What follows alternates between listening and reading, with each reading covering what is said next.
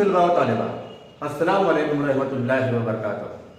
مضمون تاریخ و سیاسیات جماعت نہوم میں آپ سبھی طالب علموں کا میں خیر مقدم کرتا ہوں۔ بچوں، آپ تو جانتی ہی ہے کہ ہم جماعت نہوم میں بھارت کی آزادی کے بعد کے واقعات کا مطالعہ کر رہے ہیں۔